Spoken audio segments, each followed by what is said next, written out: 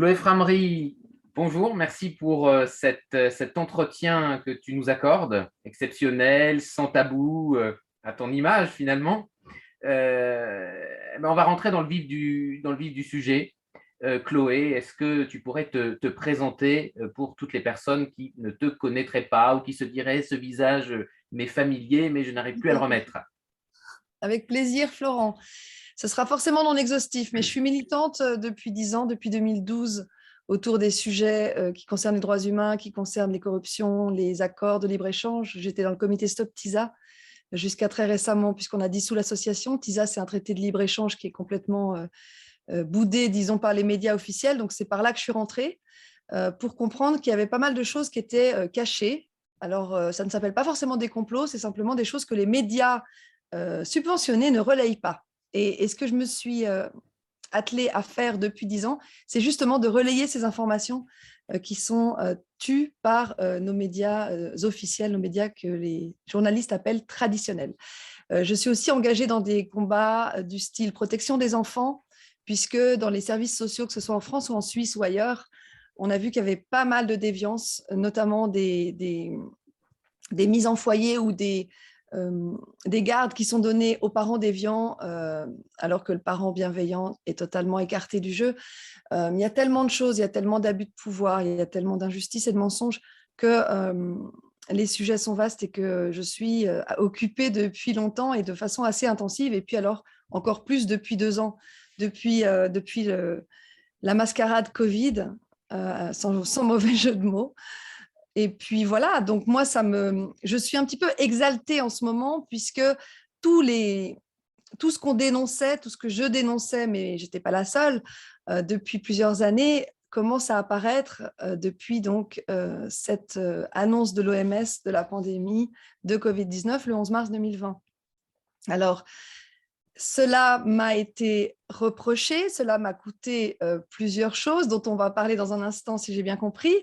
Vous m'avez certainement vu dans la vidéo qui dénonce Gavi, l'alliance vaccinale de la fondation Bill et Melinda Gates, qui est à quelques centaines de mètres de chez moi. Aussi dans les vidéos dénonçant l'OMS, le Forum économique mondial ou l'ONU. Et puis, je suis de toutes les manifs. Je suis un petit peu multitâche, un petit peu multimilitante et hyper activiste, comme je le dis souvent. Et je ne peux pas m'en empêcher. On me dit souvent que je vais partir en burn-out, mais c'est tout le contraire, en fait. Je me nourris de cette activité qui donne vraiment du sens à ce que je fais, à qui je suis. Et je me sens utile là-dedans, donc je ne suis pas prête d'arrêter. Avis à bon entendeur, plutôt. Alors, Voilà. où est-ce que tu es basé? Tu es basé en France? Tu es basé en Suisse? Je suis basée là où toutes les décisions se prennent depuis 2 ans, à Genève, là où Genève. toutes les organisations décisionnaires internationales sont, l'ONU, l'OMS, Gavi justement, et le Forum économique mondial, entre autres, mais la Croix-Rouge également, l'OMC, l'Organisation mondiale du commerce, et toutes les institutions qui nous préparent de joyeux lendemains faits d'identité numérique et autres vaccinations expérimentales. Exactement. Peut-être tout le monde ne connaît pas le Gavi. Est-ce que tu peux On rappelle en en 2 dire un mots? petit mot? Ouais, Bien exactement. sûr. Alors, Gavi, c'est Global Alliance for Vaccines and Immunization, donc c'est l'alliance globale pour les vaccins et l'immunisation qui a été créée par la fondation Gates en 2000, juste après les scandales sur Microsoft, pour un peu blanchir, enjoliver son image. Il a créé cette alliance avec la Banque mondiale, avec l'UNICEF, avec l'OMS, avec les labos pharmaceutiques, une 50aine de pays. Et ce projet a émergé d'une session du Forum économique mondial de Davos, le forum de Davos dont je parlais avant, le WEF, World Economic Forum. C'est l'un des partenariats publics-privés qui est souvent plébiscité par Klaus Schwab, le fondateur du WEF, comme étant une vraie réussite de partenariat public-privé qui a porté ses fruits. Et cette alliance, donc, comme son nom l'indique, vise à vacciner globalement le plus de personnes possible, et en particulier les personnes des pays du Sud. Vous le savez certainement, les pays de l'hémisphère sud sont beaucoup moins injectés. Alors, quand je dirais vaccinés, je le dis à chaque fois, mais n'oubliez pas de rajouter les guillemets virtuels qu'on ne voit pas, mais qui sont implicites, puisque pour moi, un vaccin, c'est quelque chose qui protège et qui empêche la transmission, ce qui n'est pas le cas de ces injections. Donc, pour l'instant, les pays du Sud sont beaucoup moins injectés, beaucoup moins vaccinés que nous. Je crois que c'est 15% en ce moment versus 65% dans le monde. Et puis, l'Union européenne, on est à 75%, 75%. Et ça, c'est le grand désespoir de l'OMS et de Gavi, justement, qui travaillent ensemble, puisque leur objectif était, à la fin de l'année dernière, d'obtenir une vaccination de tous les pays de 40%. Et puis, pour mi-2022, donc d'ici juin, ils attendent une vaccination de 70%, 70%, et on n'est pas du tout rendu à ce pourcentage-là avec les pays du Sud. Donc voilà qui commence à constituer des petits cailloux dans leur engrenage. Et je pense que c'est une très bonne chose que ce discours vaccinal ne prenne pas aussi bien qu'il le souhaite, puisqu'on a vu effectivement tous les effets dits secondaires, qui pour moi ne sont pas secondaires, mais juste délétères, de ces injections. On sait par exemple qu'en ce moment au Sénat, je crois que maintenant les auditions sont terminées, mais qu'il y a une commission d'enquête sur ces effets qui a été menée donc, depuis le mois de mars, je crois, jusqu'à mi-avril ou fin avril, et qui va donner lieu à un rapport fatalement, un petit peu comme le rapport de McKinsey qu'on a eu en mars. Enfin, il y a des choses qui avancent, mais évidemment, on aimerait que ça aille plus vite, et surtout que les consciences des citoyens soient un petit peu plus éveillées, un petit peu plus ouvertes, un petit peu plus efficaces. Et voilà, donc on va en parler durant l'interview, j'imagine, mais voilà. Oui, merci. En termes de curseur, justement, sur ce réveil des populations, on sent bien quand même que depuis mars 2020, certaines consciences s'éveillent, et même plus nombreuses et peut-être plus rapidement que jamais, et notamment que s'il n'y avait pas eu cette épidémie. Cette épidémie gériatrique, comme je dis souvent. Mais justement, tu mets le curseur où? Alors, ça n'est évidemment pour des personnes comme nous qui essayons de scruter les choses au jour le jour et qui notamment avons à cœur de défendre la liberté, les libertés publiques, les libertés fondamentales, les libertés individuelles, toutes celles qui ont été bafouées, y compris dans des pays phares de l'état de droit, comme la Suisse, comme la Belgique, comme la France, comme les États-Unis ou l'Australie. Mais justement, en termes de curseur, où est-ce que tu le positionnerais? Ça ne va jamais assez vite, mais est-ce que les choses avancent selon toi? Voilà, c'est important. Alors, je suis prof de maths, entre autres, parce que j'ai eu plusieurs études, plusieurs formations durant ma petite vie, mais je n'ai pas fait de statistiques sur le nombre de personnes réveillées, si on peut les appeler ainsi. Par contre, ce que je constate, c'est qu'au fil de mes voyages, au fil des manifestations, au fil des rencontres, je remarque qu'un nombre croissant de personnes me disent je sentais qu'il y avait quelque chose qui tournait pas rond, mais je m'étais jamais arrêtée, j'avais jamais pris le temps de comprendre et d'essayer de chercher pourquoi. Et le Covid-19 m'a donné la claque nécessaire pour comprendre qu'il y avait vraiment des abus et des mensonges beaucoup plus énormes que ceux qu'on pensait. Et ça nous a obligés à faire le travail d'enquête que ne font plus les journalistes. Au contraire, puisqu'ils nous empêchent de le faire et ils nous diabolisent pour être sûrs, en tout cas pour essayer, pour tenter de faire en sorte que les personnes qui ne sont pas du tout dans leur recherche, qui n'ont pas de questions, qui suivent aveuglément, ne regardent pas trop du côté de ce qu'on peut faire et de ce qu'on peut relayer comme information, qui n'est pas choisie par ces journalistes qui sont payés évidemment par des privés. Mais ça, on connaît maintenant un petit peu le schéma avec ces milliardaires, notamment en France, qui possèdent la quasi-intégralité, effectivement. Bien sûr. D'ailleurs, dans cette technique-là, évidemment, et tu en as été victime, comme moi, dans une moindre mesure, c'est évidemment l'anathème, la technique stalinienne, où on jette, alors on jette complotiste, on jette anti-vax, on jette... voilà, j'ai parcouru rapidement ce qu'on trouve un petit peu sur le web quand on googlise, et voilà, c'est immédiatement ce qui ressort, non pas des travaux de recherche, non pas ce militantisme que tu as mis en avant, mais évidemment, les algorithmes font tout de suite ressortir ce que je viens de dire. Alors, oui. Je vais juste dire une petite chose avant, pardon, je te coupe la parole. Non, il n'y a pas de problème. Je suis désolée, mais Google finance Gavi. Donc peut-être que la Googleisation permet de donner les informations ou les mensonges nécessaires à... Bien évidemment. Il faut, voilà. Il n'empêche que quand quelqu'un voilà, ne connaît pas, ne te connaît pas, bah, son réflexe, malheureusement, ça va être de te googliser et non pas de passer par Startpage ou d'autres moteurs de recherche que j'essaie moi-même d'utiliser. Mais c'est malheureusement ce réflexe-là, voire Wikipédia qui effectivement présente aussi évidemment des biais importants. Tu as dit que tu étais enseignante, que tu es ou que tu étais enseignante. Est-ce que tu peux nous en dire plus, notamment en termes de mésaventures qui te sont arrivées par rapport à ta liberté de ton, de pensée Ouais, c'est et très... d'expression qui est normalement est garantie, y compris comme enseignant. Merci de confirmer que normalement, ce serait garanti. Or, je l'ai testé, ce n'est pas le cas dans les faits, puisque depuis décembre 2019, j'ai subi 2 entretiens de service. Donc, un entretien de service, c'est un entretien au cours duquel on évalue, enfin, quand je dis on, c'est la direction, ma direction, soit ma direction directe, soit la direction générale de l'enseignement dans le canton de Genève, évalue la nature de la sanction qui va m'être infligée pour un prétendu délit ou en tout cas une prétendue irrégularité à laquelle je me serais prêtée et que personnellement, je n'ai pas réussi à identifier puisqu'elle n'a pas été énoncée clairement. Ce que j'ai pu comprendre à peu près au départ, ça part d'un courrier de la CICAD. La CICAD, c'est la coordination intercommunautaire contre l'antisémitisme et la diffamation, qui, qui se bat contre la diffamation, en tout cas en théorie, et qui me diffame, en l'occurrence, et qui donc alerte le DIP, département d'instruction publique, sur le fait que j'ai fait une vidéo sur la création monétaire des banques, qui créent donc la monnaie à partir de rien, et je pensais que c'était intéressant et important de le dire, avec Dieudonné. Et ça leur pose un problème qu'une enseignante, une fonctionnaire donc, de l'État, ose s'afficher avec la bête immonde, si on peut dire. Voilà, donc aucun propos tendancieux ni antisémite, évidemment, puisque ce n'est pas du tout ma façon d'être et ma façon de penser.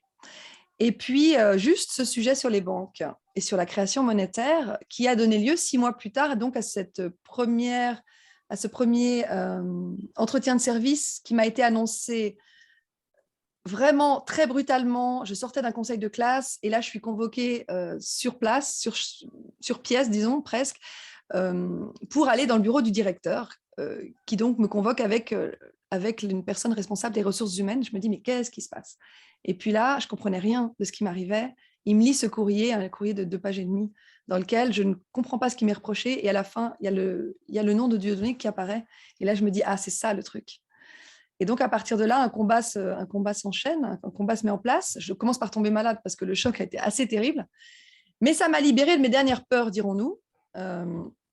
Et puis, un deuxième entretien. Donc, le premier entretien de service se solde par... je ne sais même plus si j'ai eu un blâme à ce moment-là ou si c'était au deuxième. Je vous dis à quel point, en fait, je ne me rends pas compte de ce qui m'est reproché parce que ça n'est pas clair. Je ne sais même plus si le premier a donné lieu à quelque chose parce qu'on a répondu par écrit. Le deuxième a été demandé donc le 4 février 2021 et finalement a été annulé la veille, mais sans que je le sache. Par contre, les médias, eux, l'ont su avant moi. Mais à part ça, il n'y a pas de lien entre les médias et nos autorités, pas du tout. Et puis là, je crois que j'ai eu le blâme après le premier entretien de service pour avoir accepté la quenelle d'or au bal des quenelles de 2020, je crois. Ouais, c'était ça, 2020. Et puis ensuite, donc là, j'étais en année sabbatique à ce moment-là. J'avais décidé de me mettre en retrait sans salaire pendant 1 an. Et puis, je devais normalement rentrer à la rentrée de septembre 2021, de fin août 2021. Et puis, au mois de mai 2021, donc juste avant, je reçois un courrier dans lequel on me dit que je suis sous enquête administrative. Et là, on m'annonce que je suis suspendue. Mais alors, la suspension, quand on est fonctionnaire en Suisse, ça n'est pas tout à fait comme quand on est soignant en France, c'est-à-dire qu'on reçoit encore notre salaire. Mais blonde ou naïve, je ne sais pas, j'ai baissé mon taux horaire, je me suis mise à 63%, au lieu de l'augmenter, de me mettre à 100%, comme quoi j'ai vraiment pas l'esprit calculateur. Et puis, parce que je me suis quand même inconsciemment dit, je vais finir par rentrer à l'école, et puis j'aurai besoin quand même de temps pour continuer mes recherches. Ce qui n'est pas arrivé pour l'instant, je suis toujours suspendue. Au bout de 7 auditions qui ont duré presque toute une journée entière avec des auditions de témoins, d'élèves, de parents d'élèves, de collègues, normalement, cela doit donner lieu à un rapport sur la base duquel le DIP statuera pour une sanction. Ce que je sais déjà, et que je vous dis en avant-première, je dirais, c'est que ce que j'ai dit ou ce que j'ai fait dans mes classes n'est pas retenu, puisqu'il n'y a rien d'établi de problématique dans mon comportement en classe. Rien de rien, messieurs et mesdames les journalistes, si vous écoutez cette interview. Vous vous êtes plantés, encore une fois, en prétendant dans vos unes et dans vos gros titres que mon comportement était problématique en classe. Ça n'est pas le cas. Et donc, on attend la suite, on attend le verdict, mais de toute façon, on fera appel si je devais être licenciée. Mais en tout cas, je sens bien que c'est ce qu'ils cherchent. En tout, il y a eu 3 courriers de la CICAD, pour les reciter, durant toutes ces 2 années qui viennent de s'écouler, durant toute cette procédure interminable, qui ont à chaque fois donné lieu à des réponses du DIP immédiates. Mais à part ça, l'État n'obéit pas à la CICAD. En tout cas, c'est ce qu'ils prétendent. Voilà, donc pour l'instant, je suis assez satisfaite puisque cela m'a épargné de devoir infliger des mesures qui n'auraient pas été en accord avec ma conscience à mes élèves. Et puis, ça m'a permis de me donner pas mal de liberté pour continuer mes recherches et faire mes publications et mes vidéos. Donc, je les remercie solennellement pour tout cet espace et cette liberté qu'ils m'ont permis d'avoir durant ces 2 années. Voilà. Et est-ce qu'il y a encore… Oui, non, ça c'est… Ouais. Je dirais que quand même, encore une chose qu'il faut savoir, quand on est fonctionnaire, en tout cas à Genève, on a un devoir de réserve qui est toujours très flou, qui ne permet pas d'identifier ce qu'on a le droit de dire, pas dire, surtout dans notre vie privée. On a un devoir d'exemplarité, et ça c'est tout nouveau, ça date de 2019.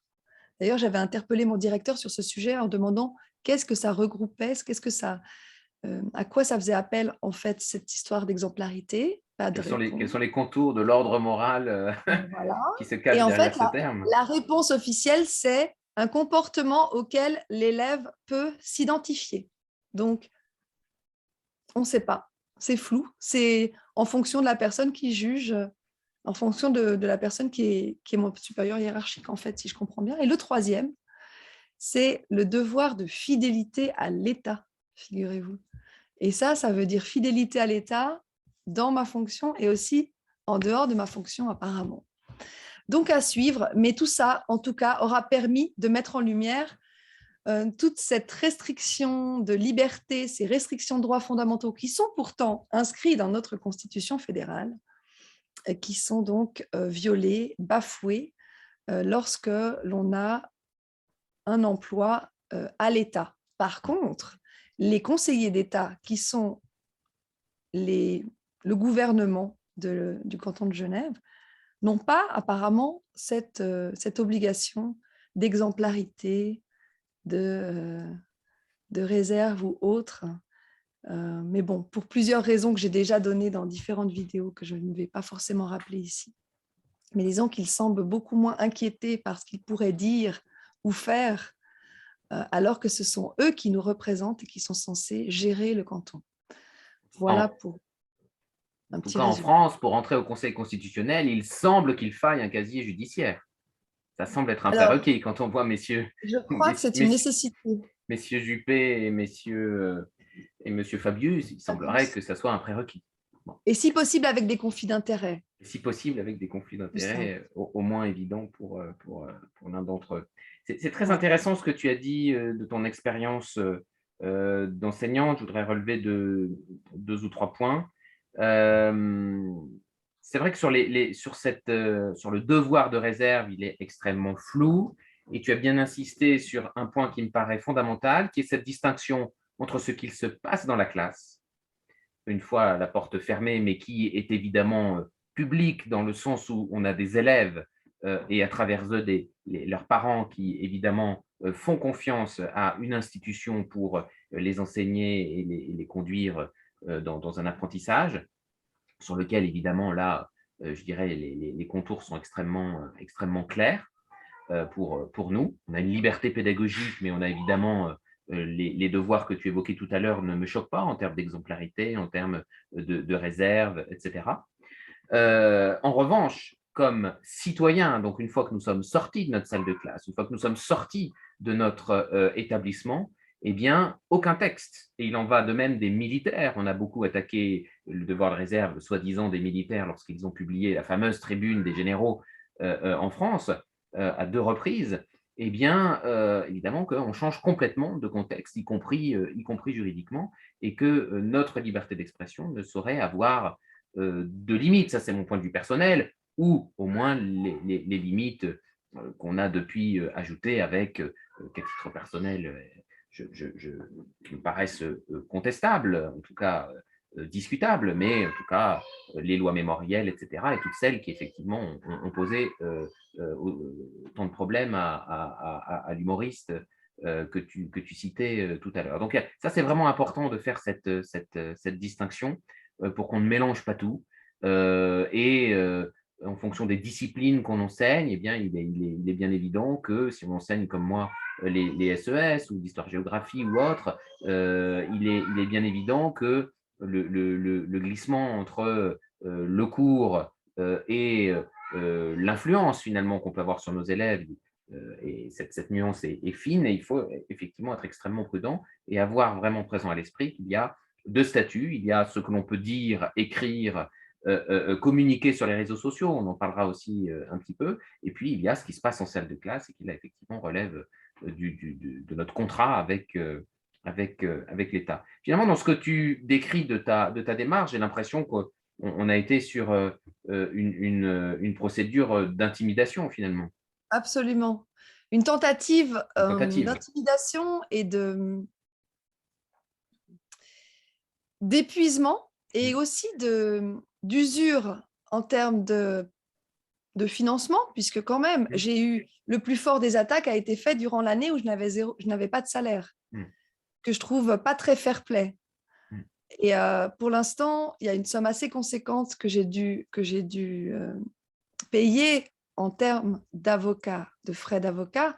Donc, je pense qu'ils appuient sur plusieurs leviers pour me faire arrêter cette activité qui consiste à donner simplement des informations qui sont à ciel ouvert, qui sont accessibles à qui veut chercher. Mais ce qu'ils n'ont pas trop, je pense qu'ils n'ont pas compris complètement, c'est que c'est plus fort que moi, c'est quelque chose qui vibre en moi, ce besoin d'informer, ce besoin de vérité, et qui pourront faire tout ce qu'ils veulent. Ils n'arrêteront pas cette envie, ce besoin qui a vraiment un sens. Pour eux, je pense que ce sens que j'y mets et que je ressens avec ce que je fais ne leur parle pas. Je pense que même dans leur activité d'autorité publique, ils ne font pas ça par conscience profonde, par aspiration intérieure, etc. Moi, je le fais sans demander d'argent, je le fais parce que Ta c'est conscience te le dicte. ça, Voilà. plus fort que moi. Ouais. Ta conscience te le dicte. Et puis, voilà, moi, je suis catholique, mais la vérité rend libre, peut-on lire dans l'évangile de Jean. Et voilà, enfin, à partir de là, surtout que ton dossier semble, de ce que j'en comprends, semble vide. Ouais, Donc, ça donne quand même une force. Quand on a des choses à se reprocher et qu'on n'a ouais, pas la conscience tranquille, bah, on n'a pas les armes et la niaque pour mener le combat. Là, ça n'est absolument. pas le cas. Donc, il peut y avoir effectivement on peut mettre un genou à terre parfois parce que la machine en face est puissante, Oui, t'as qu'elle gouverne mal, mais qu'elle se défend très bien, comme dit Maurras de la République. Mais on ne peut pas évidemment lâcher le combat. C'est Monseigneur Vigano, je crois, dans une lettre à Trump avant sa défaite, donc en octobre 2019, ça raison. devait être, qui lui qui vraiment a dit les choses de cette façon. Un petit peu comme tu viens de le dire, c'est ce qui m'y fait penser, combien ils ne peuvent pas comprendre notre combat parce qu'ils n'en comprennent même pas les armes, en fait. Ils ne Oui, comprennent pas que ça, nos armes, qui sont la liberté, qui sont la vérité, qui sont la paix, qui sont la recherche de la concorde, de la solidarité, de la joie, de la convivialité, de tout ce qui nous a été, de tout ce qui il a été tenté de confisqué. nous enlever, de nous confisquer dans ces confinements, dans cette distanciation sociale.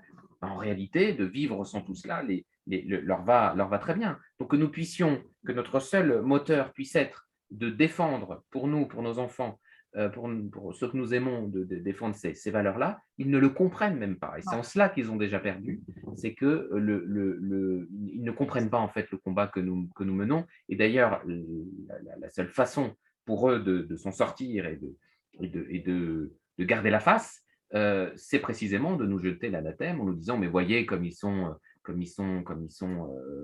has-been à parler de liberté, à parler de vérité, à parler de paix, à parler de tout ce que nous essayons de défendre et de véhiculer, parce qu'en face, ils ont donc, disent-ils,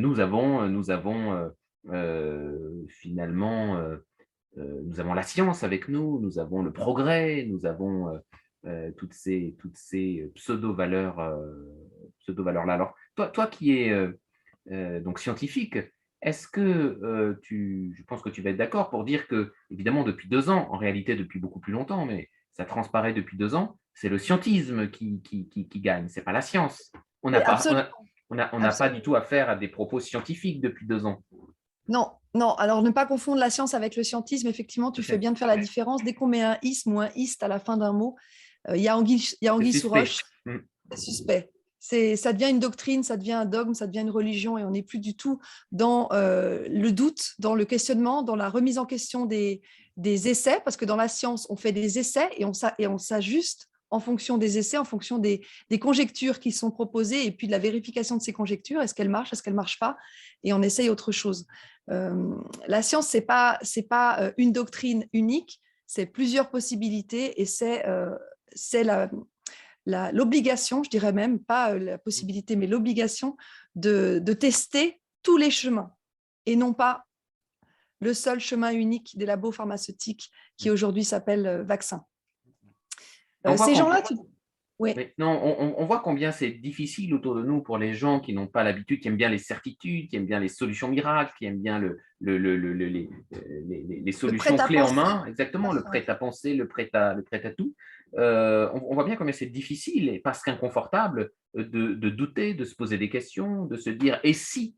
Voilà, ce n'est pas une théorie du complot, c'est et si c'est un chemin, c'est une hypothèse qu'on explore qui est peut-être une aporie, mais et si ce qu'on nous présente comme la solution miracle, en réalité, n'en est pas une, n'en était pas une. Et ce qu'on sait, force est de constater que depuis, ça fait combien de temps qu'on vaccine là? Ça fait Ça fait un an, depuis 2020, ça fait plus voilà, d'un un an. an et demi. Donc, on ne peut pas dire quand même qu'on manque de recul. On a déjà 18 mois de recul et on voit bien que ce qui nous a été présenté comme une solution miracle n'en est pas une. Euh, je ne dis pas qu'elle n'a aucune utilité selon les cibles, etc. Mais en tout cas, en faire un produit miracle pour toute une population de façon voilà, compacte, homogène, alors que ça doit faire l'objet d'un dialogue interpersonnel avec son médecin traitant, on voit bien qu'on est complètement sorti de la science avec une culpabilité très très grande, on en a parlé tout à l'heure, des médias.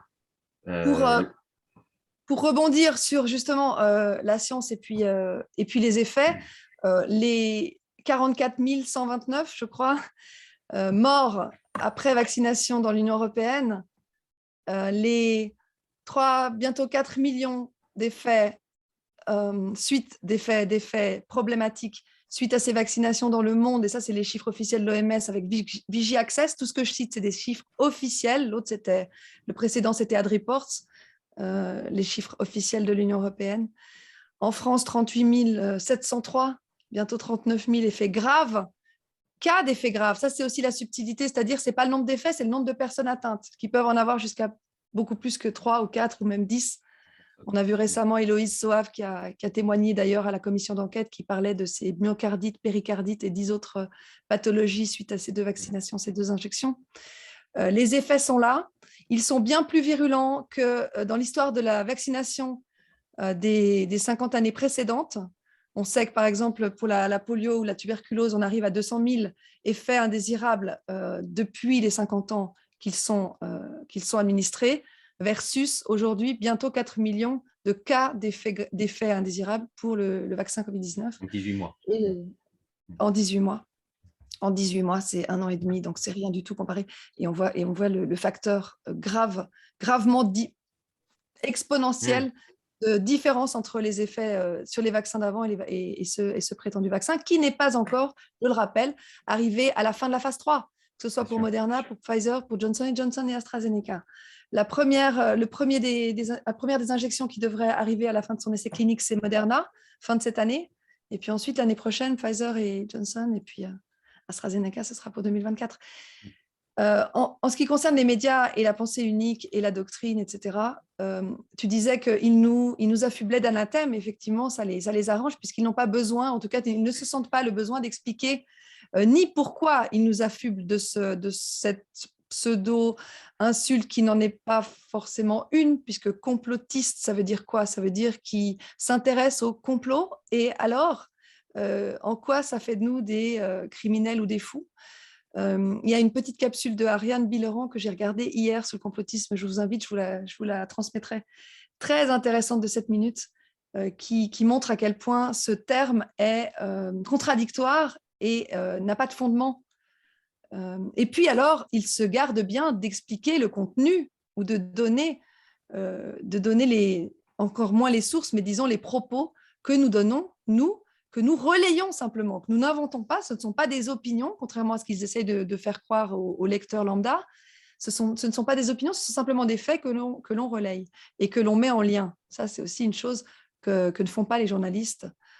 Quand on sait, par exemple, que le WEF est une organisation internationale depuis 2015, est financée, entre autres, par la Fondation Gates, a organisé l'Event 201, qui était une répétition générale de pandémie, et est impliquée avec l'OMS, l'ONU, Gavi, que les personnes qui les financent se côtoient, que Bill Gates est malheureusement, et je le déplore, malgré que ça lui déplaise, est partout dans ces institutions qui ont le discours de l'agenda 2030 et le discours de la vaccination comme seule alternative.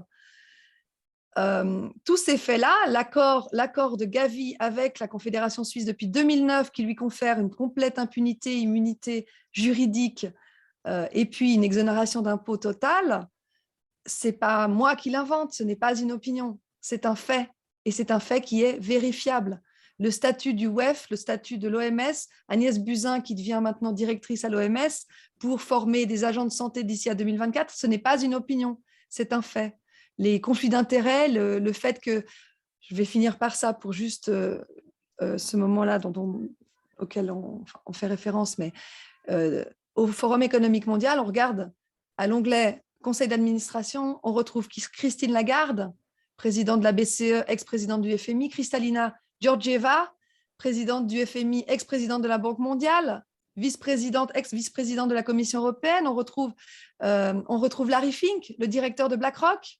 On retrouve Peter Brabeck, qui était directeur chez Nestlé, PDG de Nestlé, qui voulait à tout prix privatiser l'eau, ce qu'il a en partie réussi à faire, puisqu'en tout cas, il est propriétaire d'une presque centaine d'eau minérale, toutes celles qu'on connaît, et puis qu'il a obtenu en tout cas que l'eau maintenant soit cotée en bourse depuis bientôt 2 ans, enfin depuis 1 an et demi. On a Al Gore qui ne jure que par les certificats carbone, d'émissions carbone, et qui a un fonds d'investissement qui investit là-dedans. On a la présidente du CERN, on a Orit Gadiech qui est la présidente de Bain & Company, rappelez-vous, qui s'occupait des tests et des confinements.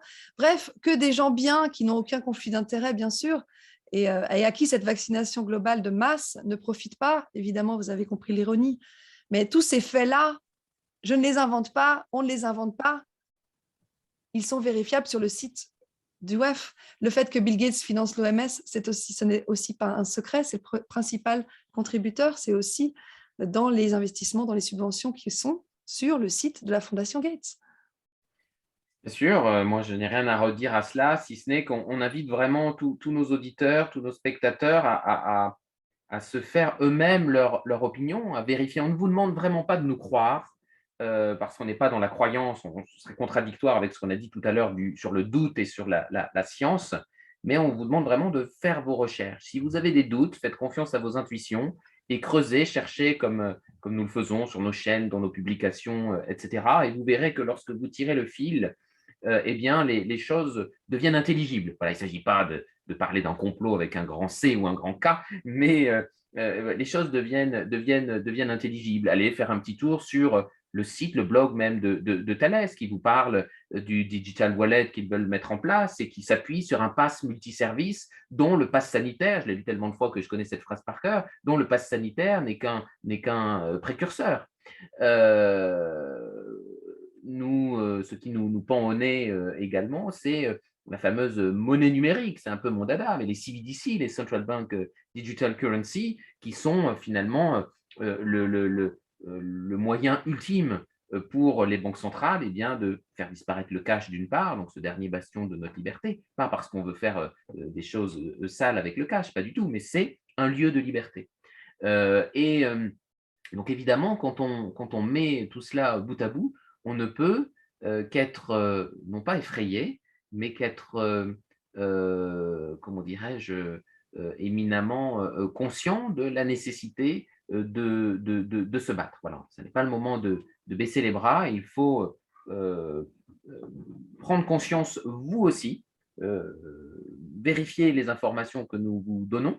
On mettra des sources, les sources qu'il faut sous cette vidéo, et ensuite vous faire votre propre opinion, et puis revenir vers nous. Nous sommes l'une et l'autre joignables en message public ou privé sur Twitter, et on peut échanger. Et s'il y a effectivement un élément que nous aurions mal compris ou mal interprété, ou mal rapporté, eh bien, il n'y a pas de problème, on reverra notre jugement. C'est ça aussi la démarche scientifique, mais renseignez-vous sur Athos et la gestion des QR codes, des passes sanitaires et vaccinaux, où M. Édouard Philippe, ancien Premier ministre de M. Macron, eh bien, a eu un siège d'administrateur. La déclaration récente, effectivement, de la patronne du FMI que tu citais tout à l'heure, qui a elle-même reconnu qu'ils étaient allés trop loin dans l'impression monétaire, mais d'où l'inflation, mais de toute façon, une solution pour régler tout ça, c'est le Great Reset monétaire dont Madame Lagarde parle de temps à autre. Donc, voilà. Depuis 2014. Exactement.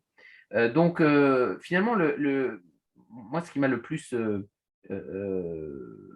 marqué, interpellé, et en référence à ce que tu disais, c'est vraiment l'effondrement. Je ne sais plus exactement quel était celui de tes propos qui m'a fait penser à ça, mais c'est vraiment l'effondrement de pans entiers de l'état de droit, en réalité. Et c'est ça qui fait bondir tous les défenseurs de la liberté, des libertés dont nous faisons partie, c'est cet effondrement de l'état de droit.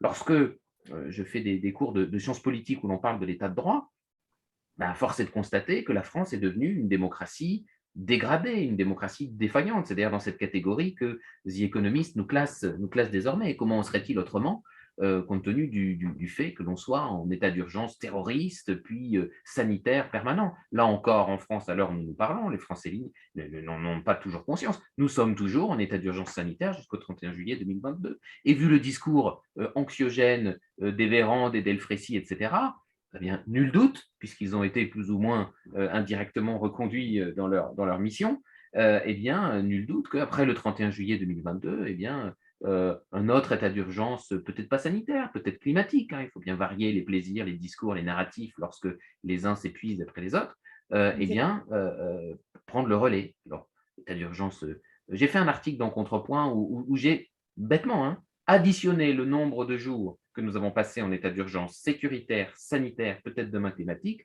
et je crois que sur 5 ans, je suis arrivé à plus de la moitié du temps. Voilà. Donc, c'est vraiment effrayant. Et quand on prend un peu de champ et qu'on remonte jusqu'en 2001 avec les attentats du 11 septembre qui ont vraiment marqué le début de toute cette gestion par la peur, eh bien, on est aussi sur des statistiques absolument effrayantes. Et quand tu dis personne ne vérifie les informations que nous donnons, etc., j'ai eu aussi, moi, j'ai eu droit à un petit, mais c'est pour moi une suprême récompense, un petit article qui m'avait échappé, mais un ami me l'a fait remarquer, un petit article de Libération qui, parce que j'ai fait 2 émissions d'économie avec Fabrice Divisio, eh bien, a tout de suite titré que j'étais très proche du covido-complotiste. Ils aiment bien fabriquer des mots absurdes aussi, j'ai lu ton sujet. Voilà, les coronasceptiques. Eh bien là, moi, j'étais trop proche pour avoir fait 2 émissions d'économie, j'insiste là-dessus. Moi, j'essaie de pas trop sortir, de pas faire d'ultra crépidarianisme comme les médecins de plateau. Eh bien, trop proche du covido-complotiste Fabrice Divisio.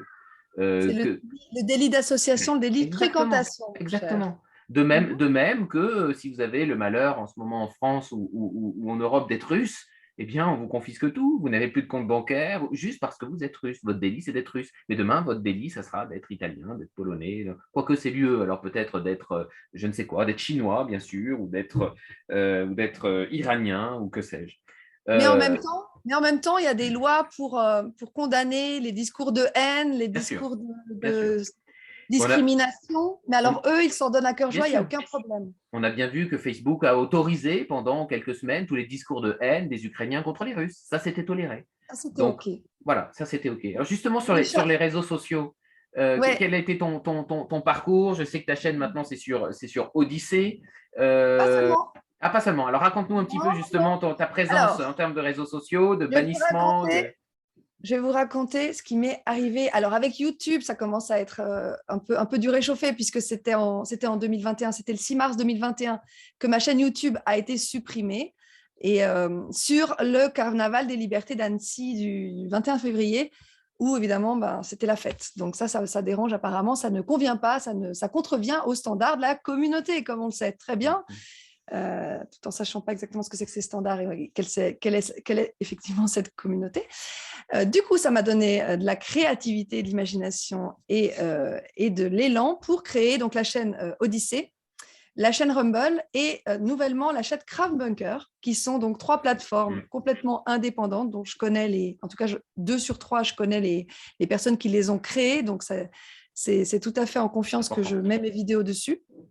Et puis que ça m'a permis d'ouvrir également un compte VK, ce à quoi j'hésitais depuis des années. Alors VK n'est pas totalement tout blanc non plus, puisque une douzaine de mes petites vidéos, tu sais, les petites vidéos que je fais pour Instagram en général, d'informations rapides, ont été censurées par VK. Donc contre toute attente, il y a aussi de la censure sur VK.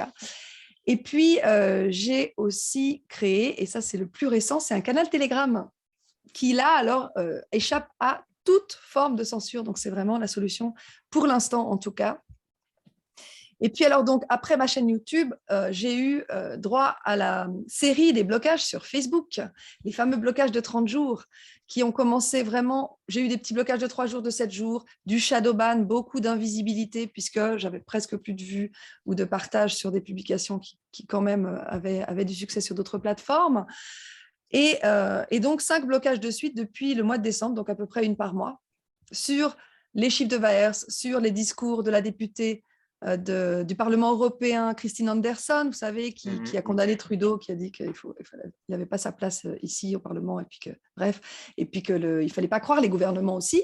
Les interventions de Christian Perron et de Luc Montagnier au Parlement du Luxembourg le 12 janvier, et également la petite vidéo de Christine Devier-Joncourt quand elle parlait des soirées chez Attali, chez Jacques Attali, où il était question de dépopulation. Voilà, donc pour ces publications-là, j'ai eu des blocages, mais récemment, donc assez étonnamment, Facebook a réhabilité mon 5e blocage en disant m'a réhabilité sur Facebook en présentant ses excuses, en disant qu'effectivement, cette publication qui était l'explication des 4 autres blocages, donc c'est cette publication qui m'a valu le 5e, ne dérogeait pas aux fameux standards de la communauté.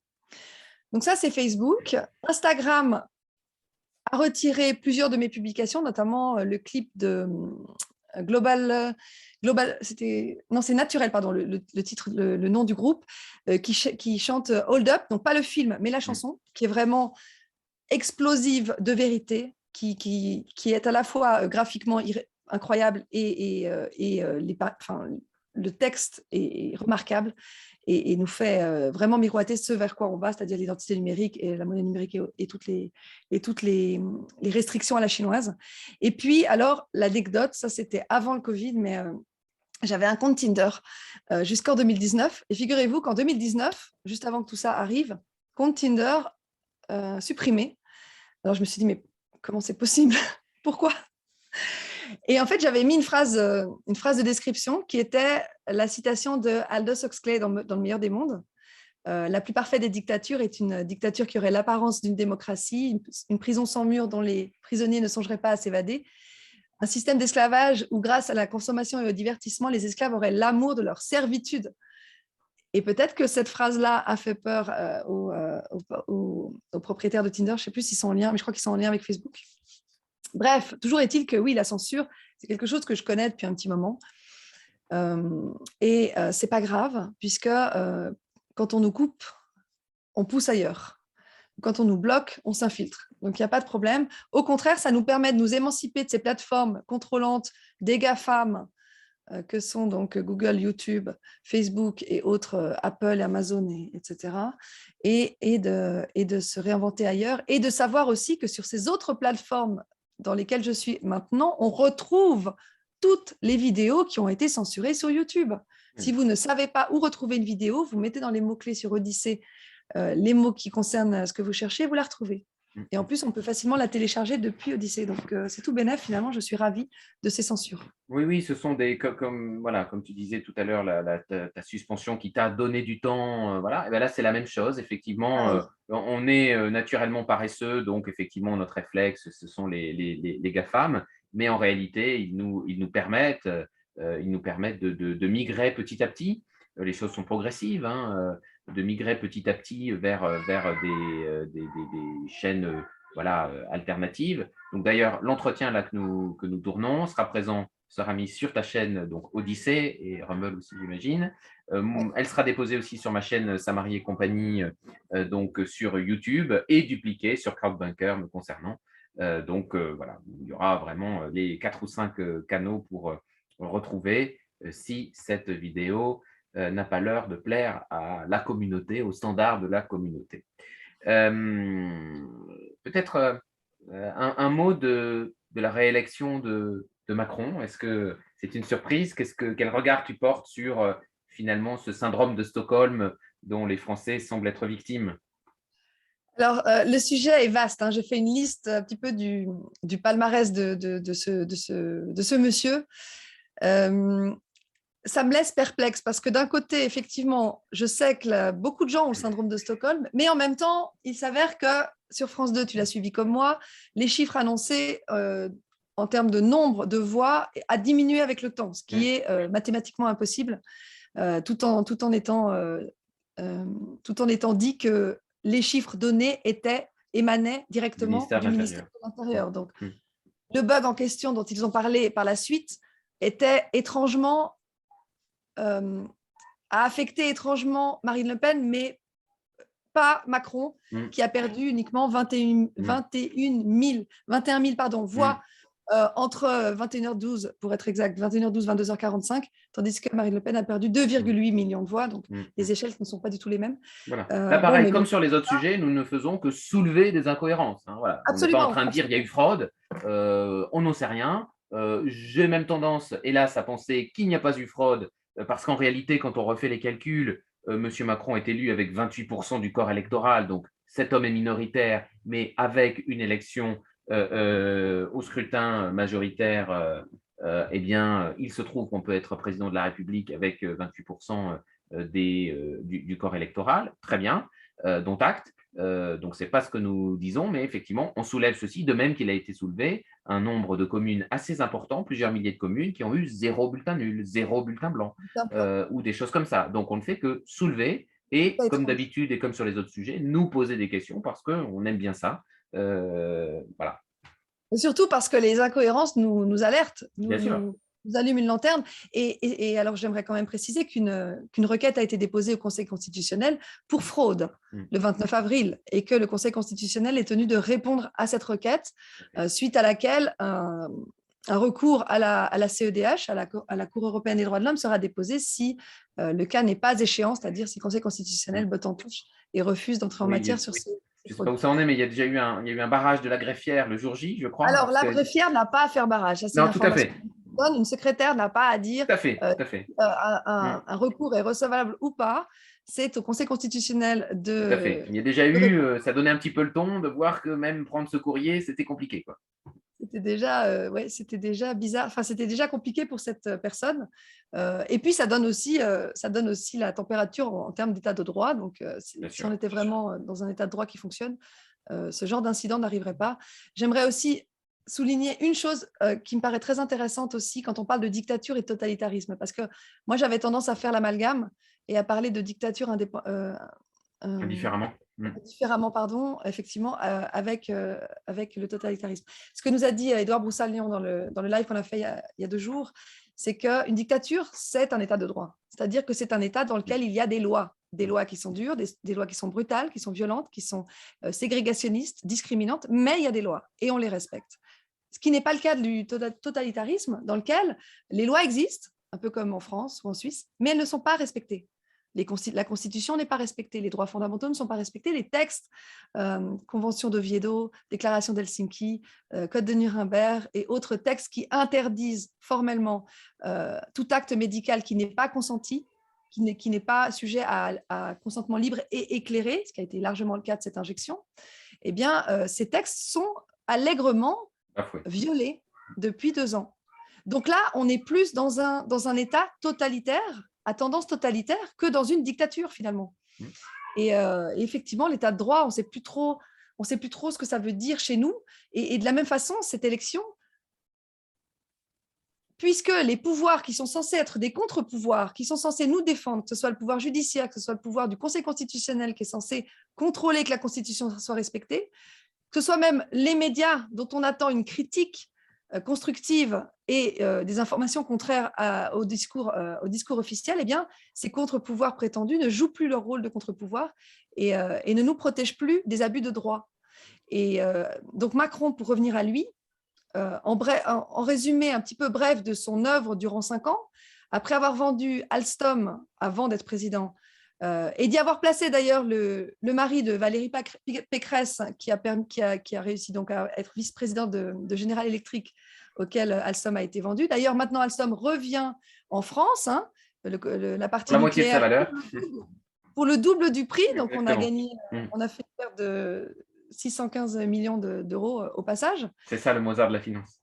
C'est le Mozart de la finance qui ruine la France, en fait, qui la dépossède de tous ses moyens d'autonomie et d'industrie. Pareil avec le deal Nestlé, le deal Pfizer, quand il était chez Rothschild, où il s'est fait une petite commission d'au moins 1 million d'euros.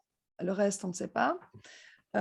Ces violences envers les gilets jaunes, qui n'étaient pas d'accord avec les restrictions de droits sociaux, les augmentations du prix de l'essence au début, mais ça n'a pas été que ça. Non. Les mutilations, les yeux crevés, les mains arrachées, etc. Privation de droits civiques aussi. Les violations de droits civils, exactement. 20 000 gilets jaunes, on l'a appris, 20 000 gilets jaunes qui n'ont pas pu voter aux et les mises en garde à vue. Bien sûr. Et la prison pour tous ces gens. Les lits d'hôpitaux supprimés pendant 5 ans, 5 000 par an à peu près, 5 700 en 2020.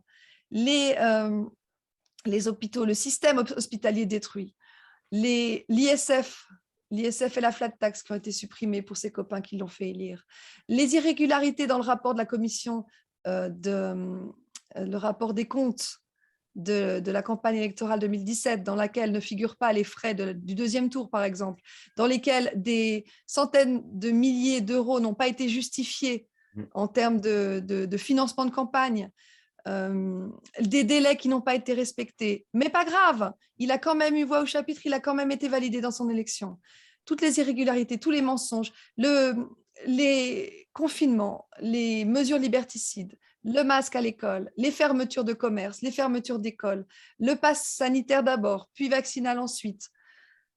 La façon de gouverner qui est par décret, auquel il s'est donné à cœur joie, le financement des armes en Ukraine depuis 2014, monsieur qui prétend ne pas vouloir la guerre, qui dit qu'on est en guerre le 16 mars 2020, 6 fois dans son discours, qui dit que la bête arrive et elle est là le 16 avril, toutes ces petites phrases, toutes ces petites cérémonies symboliques avec la pyramide du Louvre notamment lors de sa première investiture, nous affirme maintenant que sa priorité, ce sera l'enfance, que l'enfance, la protection de l'enfance sera au cœur des 5 années qui viennent. Mais en même temps, il a dit au Forum de la paix, le Forum de Paris pour la paix en 2020, je ne sais pas si tu l'avais vu, qu'il faut réussir à créer un ordre public mondial, autrement dit une police mondiale. Et puis en 2018, à l'Assemblée générale de l'ONU, il avait dit qu'il y avait une nécessité de s'attaquer aux causes des déséquilibres mondiaux pour pouvoir bâtir le nouvel ordre mondial. Ce n'est pas moi qui l'invente, ce n'est pas une opinion, encore une fois, c'est une phrase qu'il a prononcée Et en septembre Sarkozy avait dit la même chose aussi, que personne ne pourrait empêcher Absolument. cette On marche pourrait vers le… s'y opposer en Exactement, ne pourrait s'y… 2009. Bon, Alors maintenant, il nous prévoit des 49.3, comme l'a dit Bruno Le Maire, pour faire passer l'âge 65 augmenté de ans. la retraite. La vaccination obligatoire qui n'est pas exclue, le pass vaccinal qui n'est pas exclu pour l'automne. La Passe guerre en climatique, sûrement. Ukraine. Ouais, voilà. Quand on dit pas exclu dans le langage politicien, ça veut dire que ça va arriver. Non, ça, on a bien compris. Il a prévu dans son programme, si vous l'avez regardé un petit peu au niveau, dans l'onglet sécurité, que les amendes soient prélevées directement sur les comptes, les amendes de petits délits, que les plaintes soient déposables en ligne. Il a prévu des forces de police supplémentaires dans la rue. J'avais fait toute une liste, alors je ne les ai plus toutes en tête. Oui, et aussi un renforcement des privations de droits civiques pour les personnes qui contreviennent, qui s'opposent à l'autorité publique, qui s'en prennent à l'autorité publique. Eh bien, ça nous rappelle le convoi de la liberté au Canada, avec tous ces truckers dont les comptes bancaires et les cartes ont été gelés, comme un prototype de ce qui nous attend avec la monnaie numérique au Canada. Donc, et un certain nombre de ces mesures, notamment, je crois qu'il faut commencer à regarder, ça tourne sur Twitter, il faut commencer à regarder la maquette du programme législatif de Macron, donc de Renaissance et de Ensemble. Et c'est très intéressant parce que on vous parle de vertu, de citoyenneté, de devoir, voilà. Et donc, évidemment, les jalons d'un crédit social assis sur un pass multiservice, comme j'ai dit tout à l'heure, eh bien, sont clairs. C'est vraiment clair comme de l'eau de roche que les choses avancent dans ce sens-là et que le pass sanitaire, qui n'avait rien de sanitaire et tout de politique, eh bien, n'était qu'un jalon d'habituation des esprits à présenter son Ausweis pour aller boire un café. Voilà. Si ça ne dérange pas les gens de présenter des papiers d'identité pour boire un café au comptoir, il y a effectivement des questions à se poser en termes de vitalité et d'âme même. Moi, je pense qu'un certain nombre de personnes n'ont plus d'âme, en fait, ou sont dévitalisées par cette période et par ce qui a été vécu, qui, objectivement, sont de réelles tribulations, quoi. Oui, on ne sait pas trop par quels moyens les âmes ont été dissoutes, mais je pense que des années de lavage de cerveau à coups de télévision, à coups de propagande et de peur, de campagne de peur.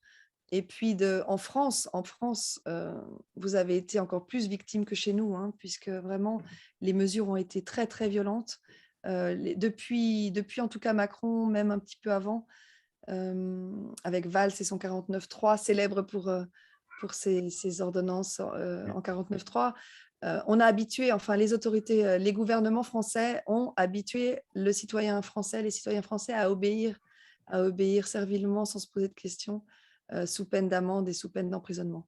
Je pense qu'on a affaire à un peuple qui est traumatisé et qui peine à reprendre sa vitalité, pour peu qu'il mange un peu trop de McDo et pas assez de fruits et de légumes.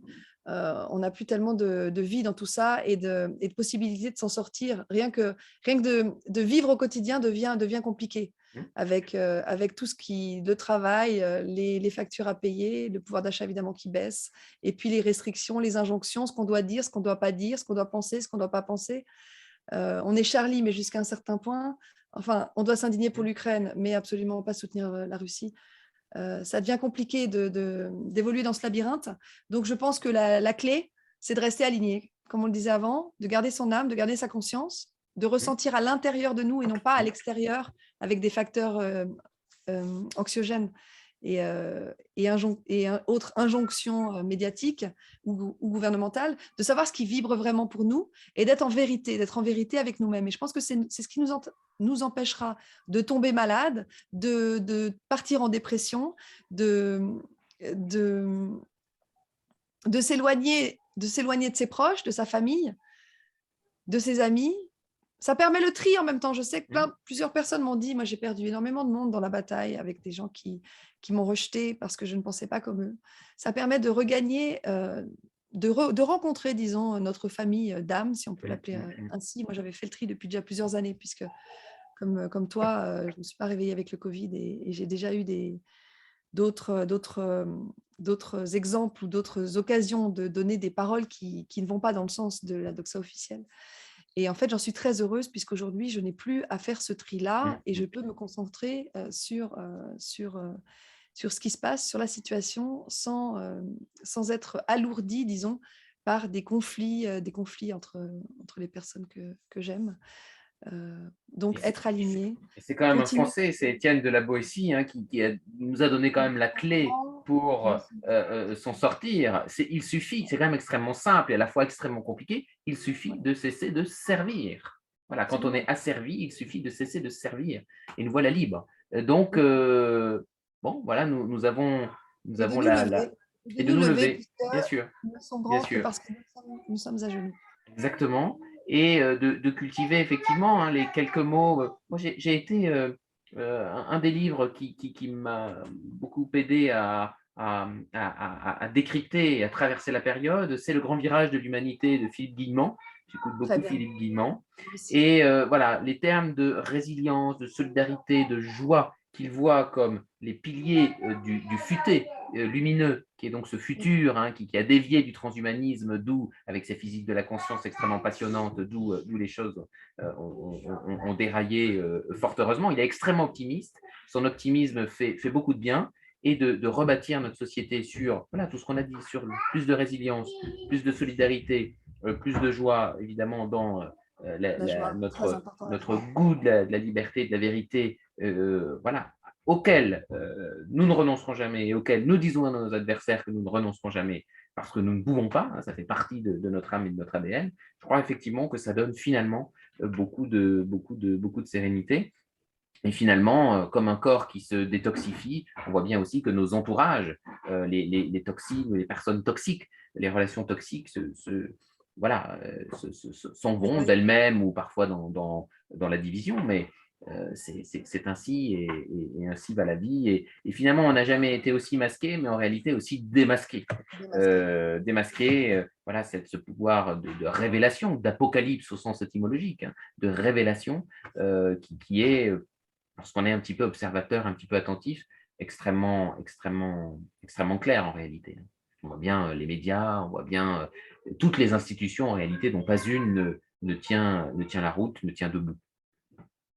Dont pas une n'est indépendante et objective. Exactement. Je rappelle encore les propos de Céline Pigalle, directrice de la rédaction de BFM, qui disait qu'il ne fallait pas fragiliser le consensus social et qu'il fallait respecter ne pas aller à rebours de la parole gouvernementale. Ce qui est à la fois évidemment un aveu incroyable, mais la caste nous habitue souvent à ces aveux de personnes qui ne doutent de rien, et puis en même temps, une cécité totale devant le fait qu'en faisant cela, évidemment, on ne pouvait qu'abîmer le consensus social et la concorde civile, et ça n'a pas raté, puisqu'évidemment, on est aujourd'hui plus divisé que jamais, quoi qu'on dise, les résultats électoraux qui en réalité n'ont ni grande importance, ni grand intérêt, je crois. Absolument, Florent, merci beaucoup. Très bien, eh bien, ce sera le mot de la fin et je suis ravi d'avoir pu échanger avec toi et à une prochaine fois. À très bientôt, merci beaucoup pour votre écoute. À très bientôt.